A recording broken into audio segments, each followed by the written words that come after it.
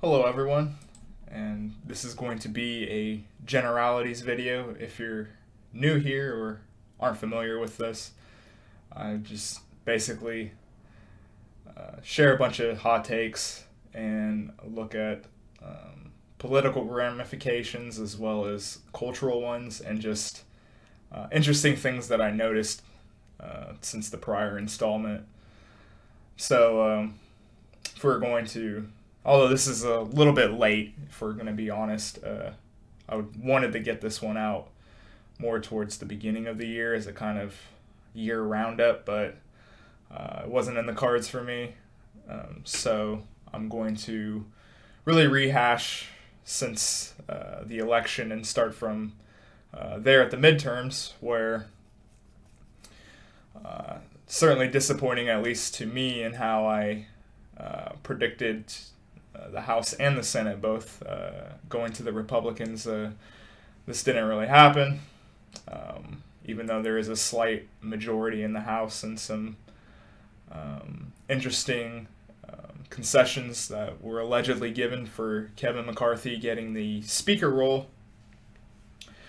But if we're going to do an autopsy of the lack of red wave, if you will, then I think the number one thing that Republicans or people on the right should take umbrage with the most is the millions of dollars spent on actual Republican on Republican primaries, such as the case with Murkowski in Alaska.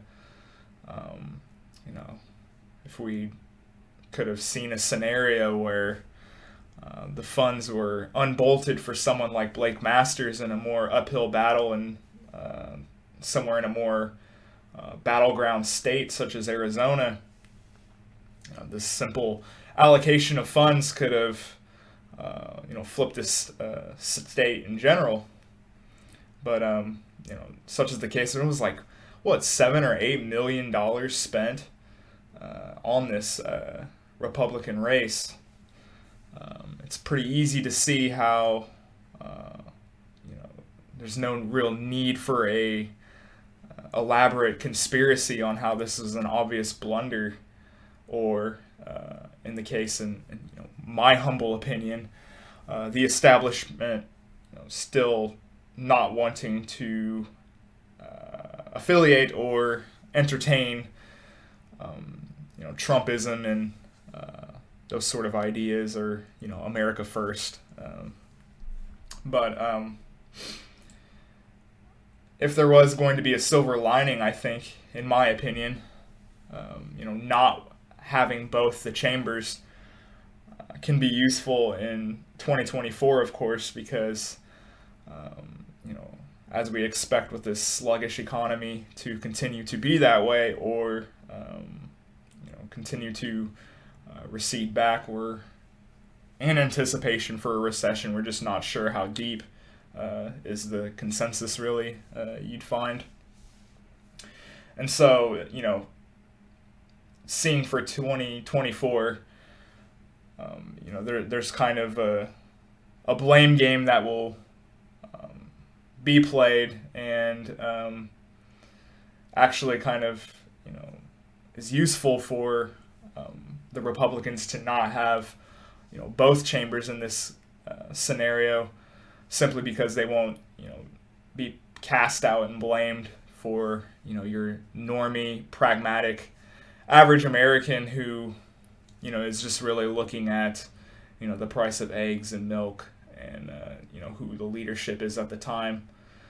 I think, a lot of us in the sphere, or, just political orientated people, or the insider, if you will, tends to overstate, their own ambitions.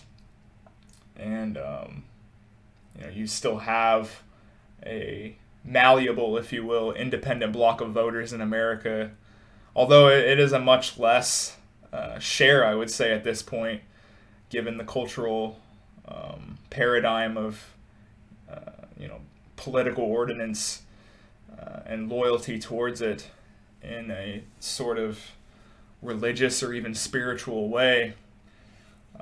The politics online have, kind of become a sort of way for, people to integrate into each other or share this sort of commune values in these, rather sinister way with the internet now. And it's always interesting to watch that and see it continue to exacerbate simply because, Gen X and the boomers, of course, who, are way past their heyday now. They were pretty famous for being a far more apolitical branding of Americana as opposed to today's world, which is much more ideologically driven, which of course usually comes in tandem with a shifting paradigm, I would say, at least in American history.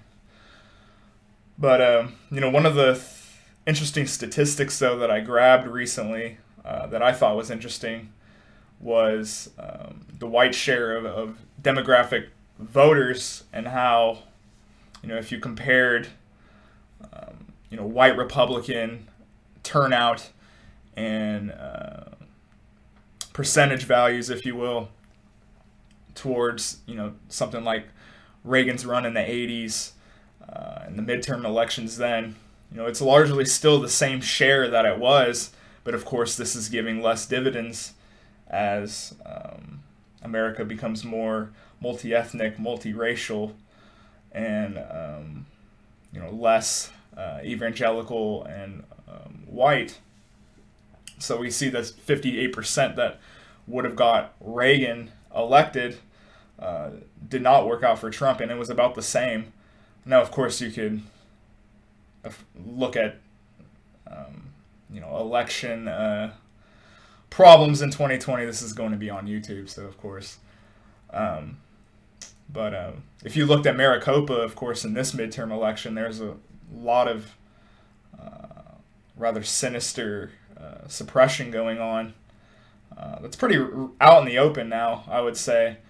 And, one of the interesting things I think going forward, certainly on the GOP side of the aisle, is, what do we do actually about this obvious, turning of the advantage with mail-in ballot and the discrepancy of, comparing that and seeing the political allegiance out of that and how that could be used for future races. And in Arizona, there, people's own races were in the oversight.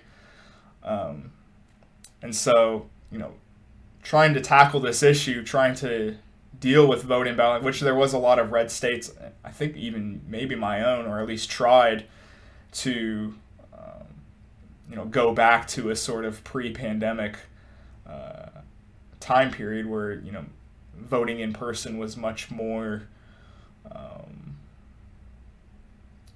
common, I would say. And, being able to, see voting, in person as compared to mail-in and the political discrepancy.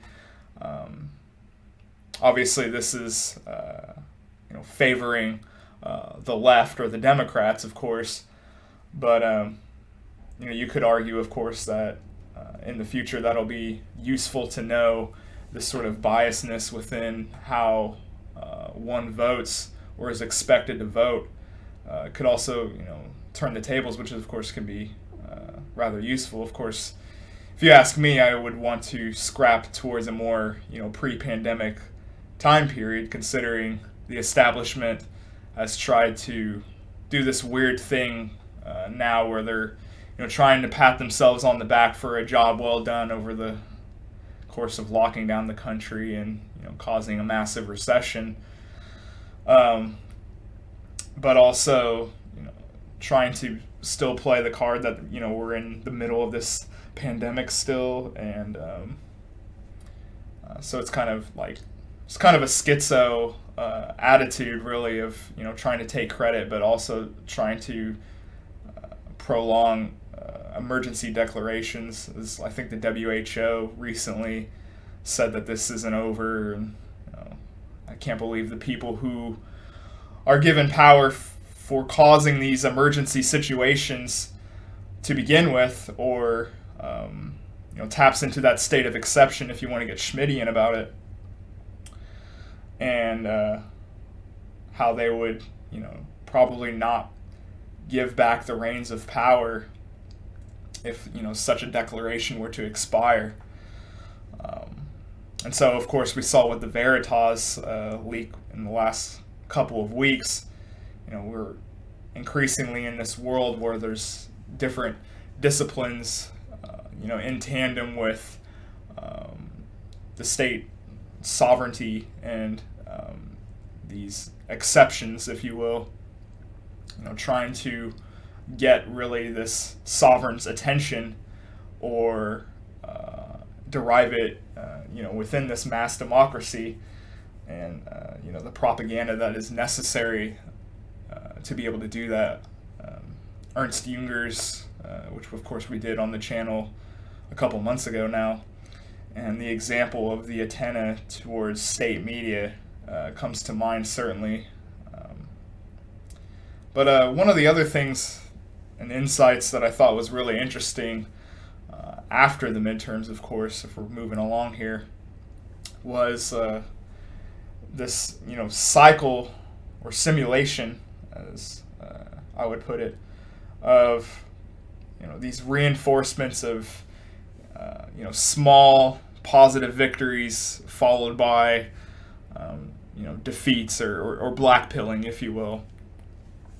And so we kind of fall into this cycle I've noticed in recent years where 1 week we're saying it's over and everything's done, and then the next we're back. And it's kind of interesting to watch just the metabolism really of public consciousness, where on any given day we're declaring ourselves back or that it's over again, and it's very frenetic. And it's not really the way I think that in a process or in your own personal life, if you were to see changes or discipline really come to fruition, how this is a very gradual budding process that doesn't have this hyper vigilant metabolism or attention deficit, if you will, as a sort of analogy here. It's very gradual. It's like making a snowman. You have to roll the snow into a ball, and you have to build this momentum, and it eventually commodifies into this larger structure that you can then stack the snowman up on. If you're in this sort of budding process and always deserting it, or in that sort of metabolism, if you will, then how are you going to actually build any momentum to go forward, or face these small situations that kind of give reinforcement, whether it's a black pill or a white pill, whatever the case may be. I think that is definitely have to do with technology and the digital paradigm we find ourselves in, and how it's very difficult to get between the minutiae of this constant voice or voices, if you will, on the internet, and trying to grab your attention, whether in a positive way or a negative way, mainly for monetization, as we'll get into later with how I think Elon and Twitter are trying to go about raising money, making profits on these social media vectors. But if we're going to talk a little bit about finance and the economy, then of course during this time period you have SBF and crypto going bankrupt, basically.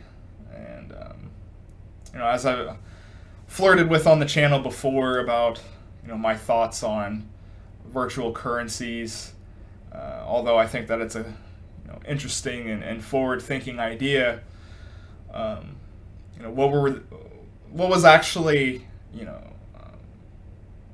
interesting about it was really about the novelty and newness of it in and of itself, as opposed to a more pragmatic, actual bartering and commodity-driven asset. It was kind of like seeing a deer staring off into the headlights.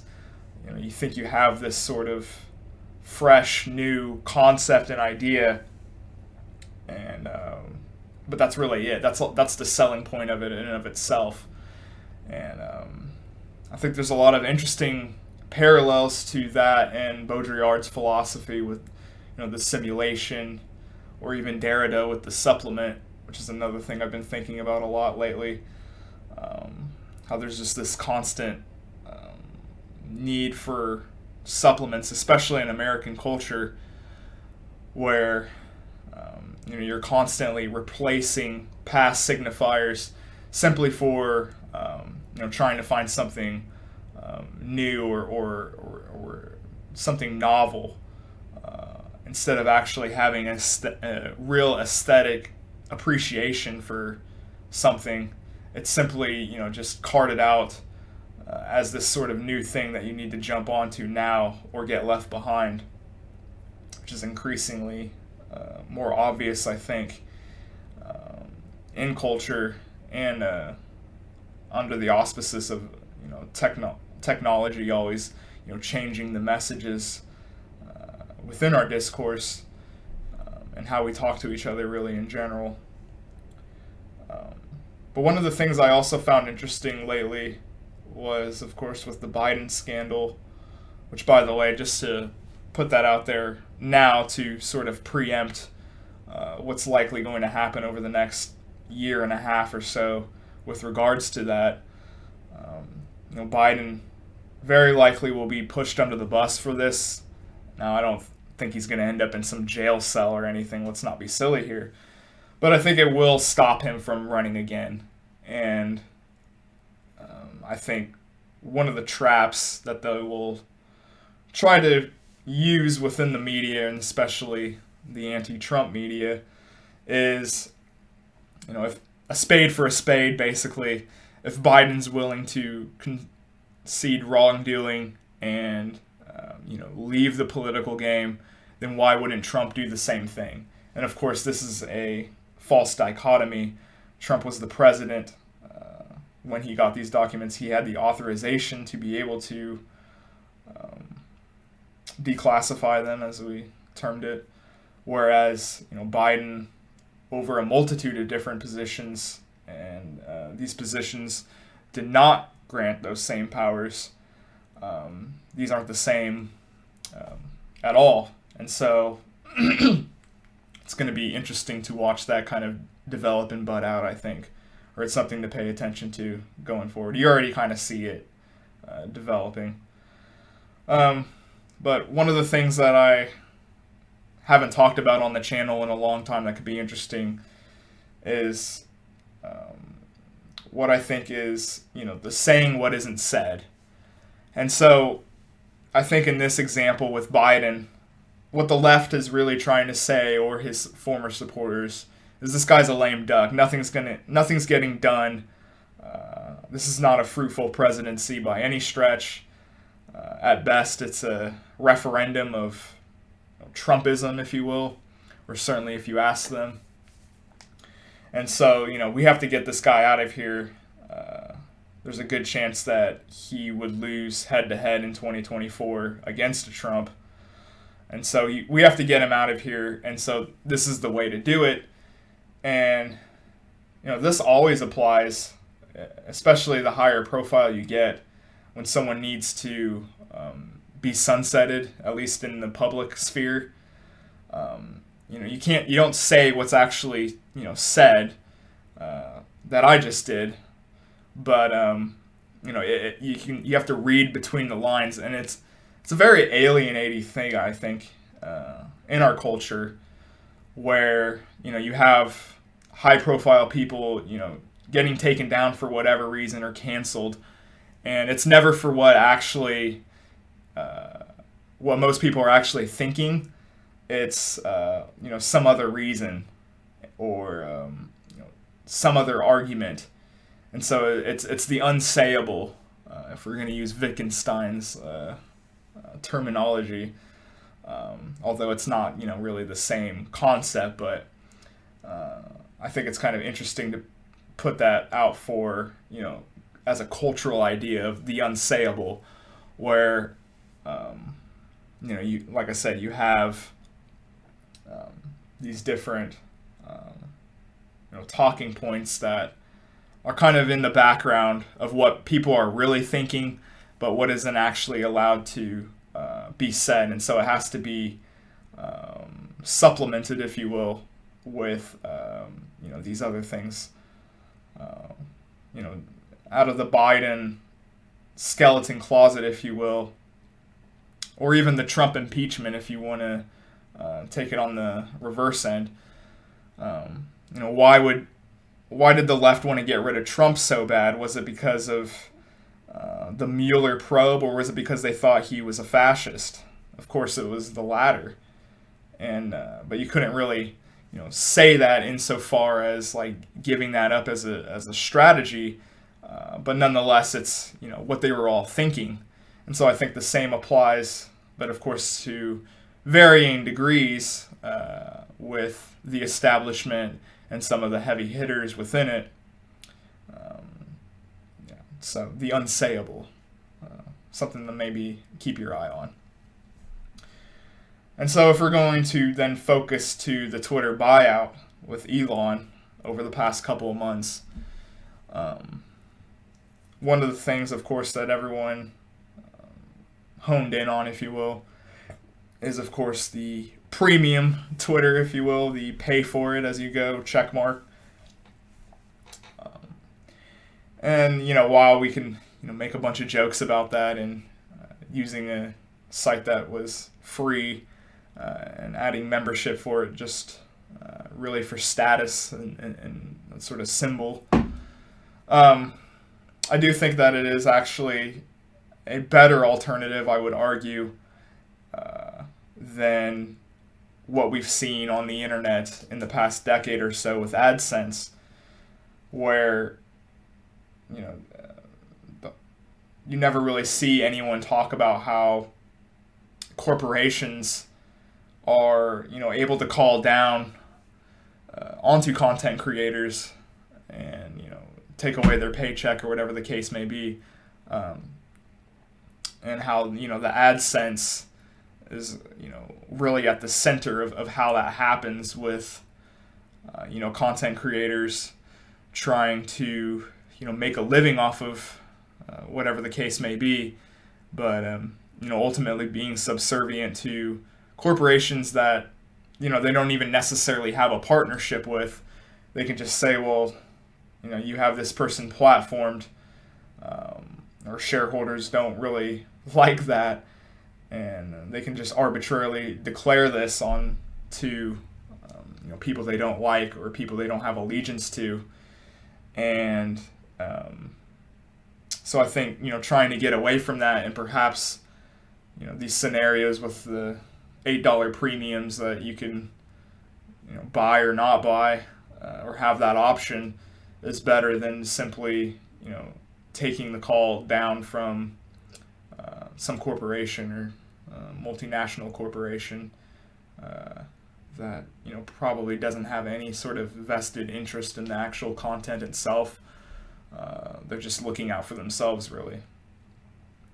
But I will say, though, that there is a sort of interesting way of looking at how Twitter has performed as an actual app in the last couple months, because as we all know, it's sort of being ran by this skeleton crew, and there's this transition period going on where they got rid of a lot of the pork barrel employees, if you will, and are using a far more budgeted, if you will, or I would assume budgeted crew. And I think I did in the first month or so have a lot of spam going on, but overall, I haven't really had any problems. And there was a lot of astroturfing going on during that time period of how Twitter was going to fail or just fall off the map completely. And of course, that wasn't going to happen.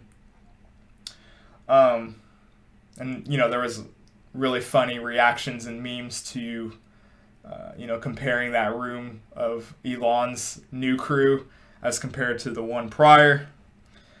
Kind of interesting, commentary to go with differences between the genders and work ethic. And I think, there is a libertarian point really where, I don't really have a problem with, when they say that if, we just got rid of most of the federal government, your life would be largely the same. And I think that was one of the discontents really with McCarthy's speaker debacle. Or why would you and I really care if Kevin McCarthy got the gavel or not? And, there was this feigned outrage of, these Trumpers and trying to, interfere with democracy in our everyday lives and decorum and all this stuff. And, it was a bunch of hand waving. And, whether or not he had the gavel, why would we ever really give a shit? And, there is something interesting to be said about the distance between, us as a people and the state, or the people supposedly in charge of the state, and this sort of scapegoating and sly of hand, if you will, of where responsibility actually lies within our structure, and how we can never really pinpoint down where the scapegoat actually is, or the necessary changes, if you will. It's one of the slippery parts of, I think, hypermodernity right now. But if we were going to look at some of the other cultural events going on, or just observations, I think this would be more in the latter. As it's been said before, but I think it's worth rehashing. Of we have this cultural of vulnerability, really, and this is especially true for women on the internet who find themselves in this weird content creation of oversharing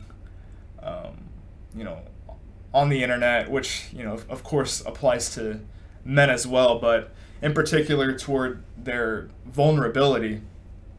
And there's a group of people, I really think, among them, a small percentage really, that really look to suck the blood of this particular genre of posting on social media, who have a sort of addiction really to seeing other women sharing their suffering, and how actually they probably don't really have these women, their best interest, if you will, in mind, and actually want to just simply feed off of this vulnerability complex, this vulnerability industry, we might call it, of being this sort of armchair therapist, and sharing all of these personal details and fears. There's something sickly, I think, about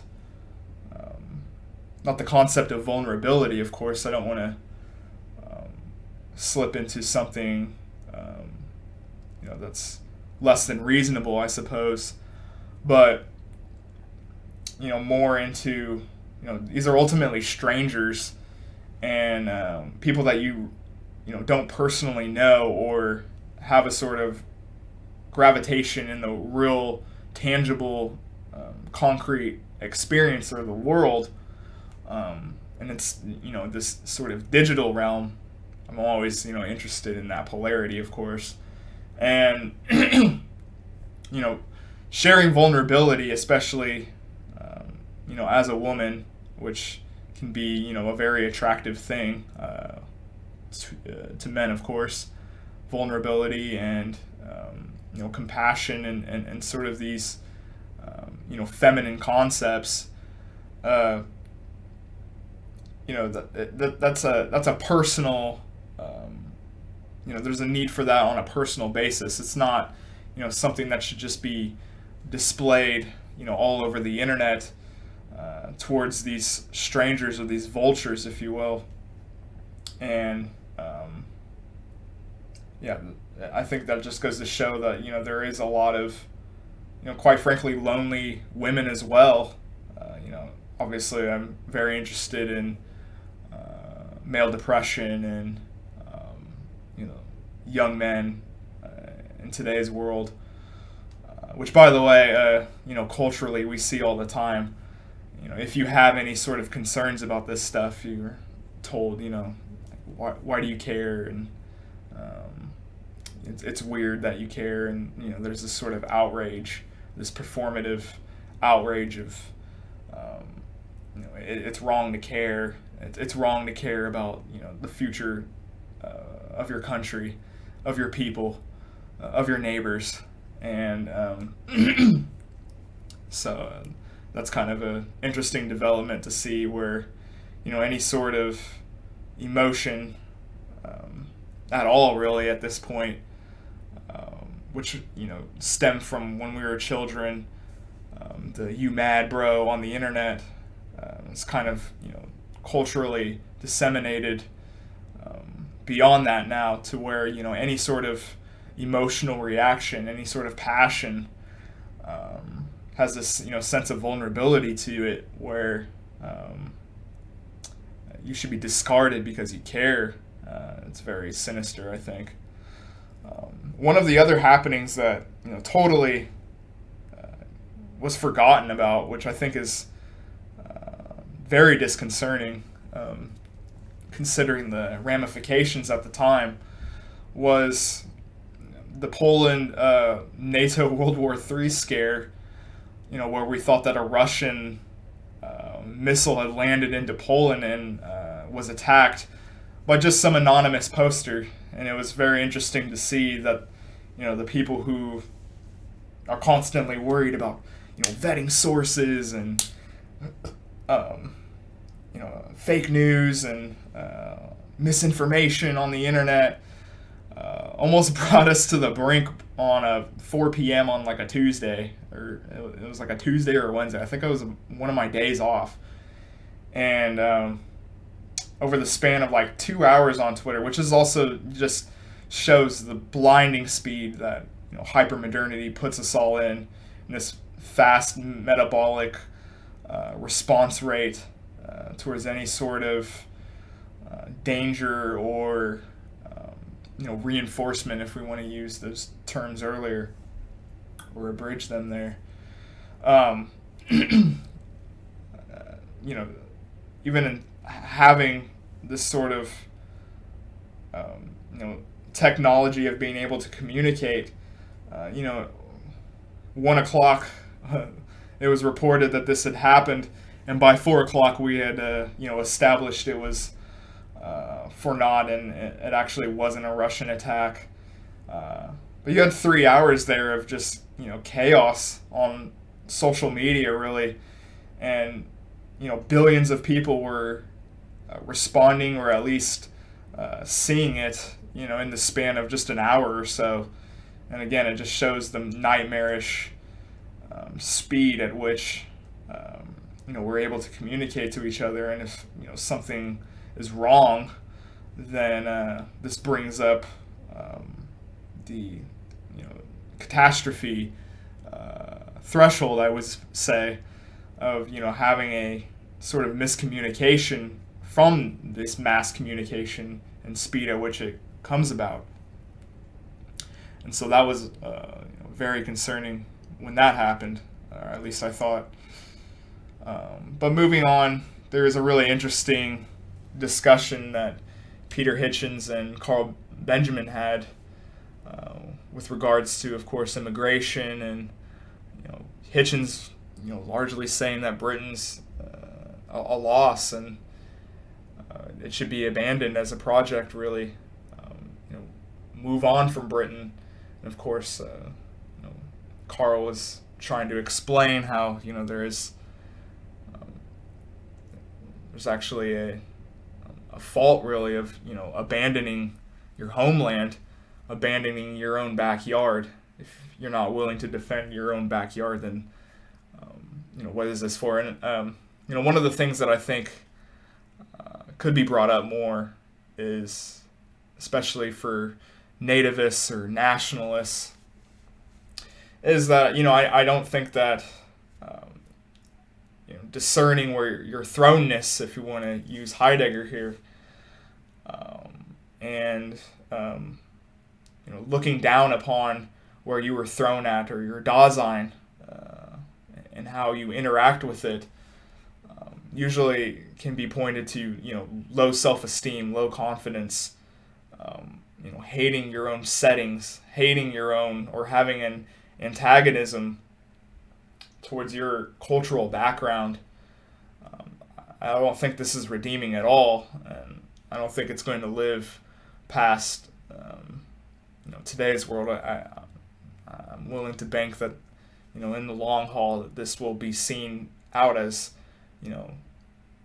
being lowly, thinking lowly even, and of course you can have disagreements with your own people or your own culture, but to simply galvanize all the time about abandoning it, or finding nothing redeeming within it, there is a sort of slave morality, I think, within that, of hating an environment that ultimately helped create you. Whether you're the antithesis even of that environment, it still played a role into how it formulated you, whether it's your abstract ideas or on a more concrete basis, really.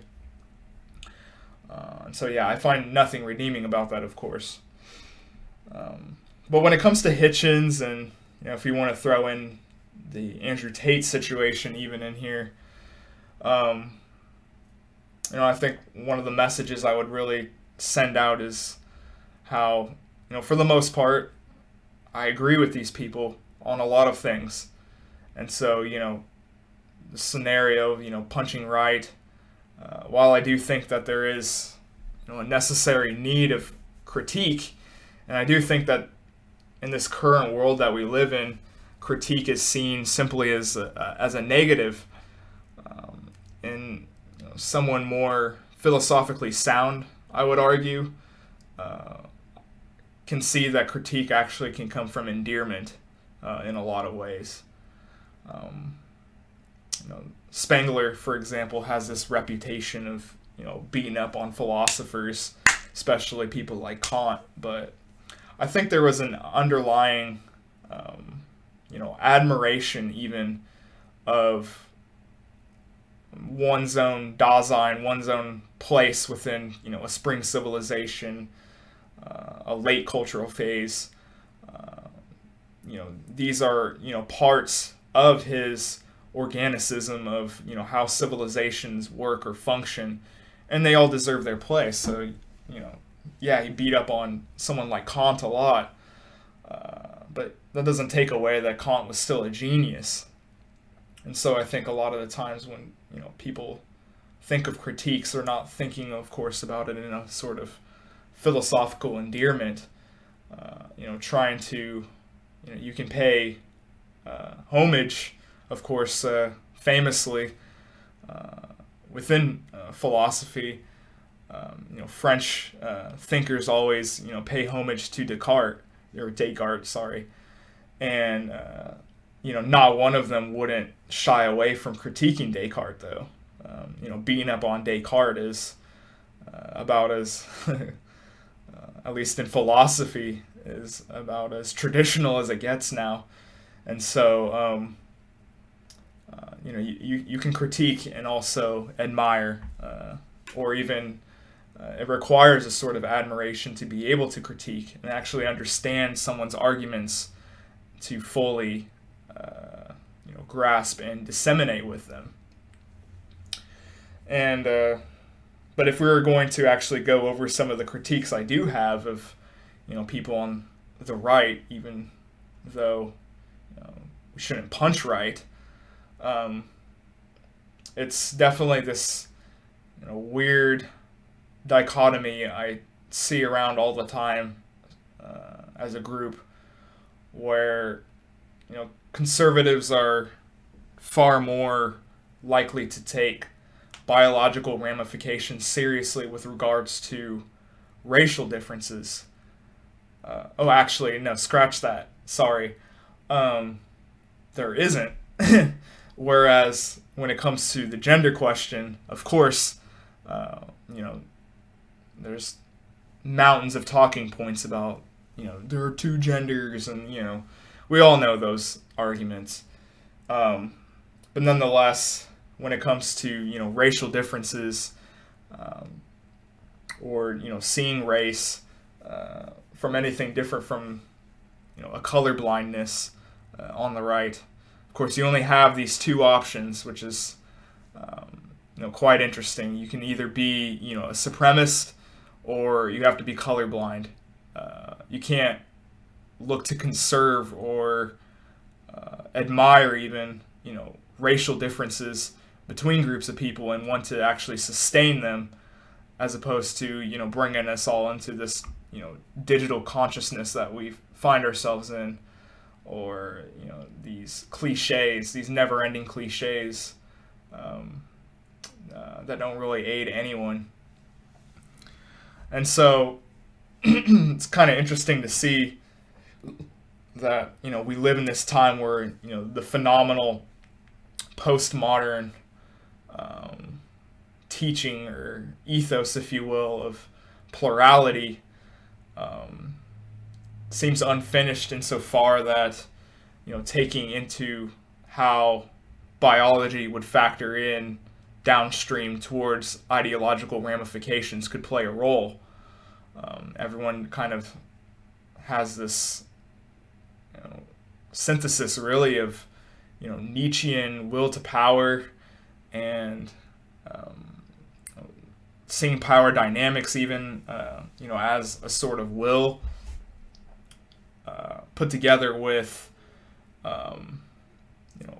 liberal plurality of, well, these all have to exist together, but they're ultimately muddied down into just these cliches, and there's actually a sort of underlying consciousness of resentment, really, between whites and everyone else, really, I would argue. But one of the other last things I wanted to look at, and of course, if you wanted to dig deeper on my views of the social and racial implications, I already have like a half dozen videos, and I'm sure there will be more to come, but I didn't want to waste too much more time on this. I'm already at the 45-minute mark. But just to end here, I wanted to look at that weird week, if it even lasted a week, discourse on, gas stoves and, cutting emissions by, getting rid of everyone's gas appliances. And so you can see that, group chats really rule discourse now, where, this thing, it didn't just, bud and fester over time organically on trends. It just kind of like appeared one day among, activists and congressional members. And so there's clear collaboration on these sort of pretenses for how, discourse is arrived on the social media sphere, where, there's clearly think tanks and group chats, collaborating together to try to, put us into this, framework of what's allowed to be talked about, or what's worth paying attention to at any given time. And of course, it was just a flash in the pan. Talked about it for like 2 days, and there's a kind of almost a embarrassment, really, to even entertain something like that, for or wasting your time even thinking about something like that was obviously inorganic and just astroturfed as minutia and banality, really, of discourse. But there is one thing I would add in on the end, and that is, I think there is an American mythos of having a rupture, if you will, within the state, and a state losing its legitimacy, and believing that that means that there will be more freedom, actually, insofar that there's rebellion or revolution, or even the state not having the capacity to really enforce its laws. And I think historically this is very mistaken. Actually, what seems to be the case is you have these examples of outlaws in your society, but other than those confined groups, the state's actually clamping down even harder on your everyday law-abiding citizen, which is the vast majority of people. Most people, I would say, largely want to get along, and actually the glue that's keeping us together, really, certainly in today's world, is how most things are rather agreed upon. It's the legality of it all, and the patronage that comes out of that, from those sort of imbalance of structures, even, you would say, or trying to certify power, and those sort of tactics that go with that. I would question that you're not going to, when states rupture or have problems of legitimacy, you tend to see, there might be rebel groups fighting, but when it comes to actual everyday people or citizens, their freedoms actually are limited even more so. And so I think you could take with that what you will, but I do think that it's sort of fantastical thinking to say that, well, if the state does rupture, then there is more freedom, since we'll have an applicable way to rebel. And that isn't necessarily the case.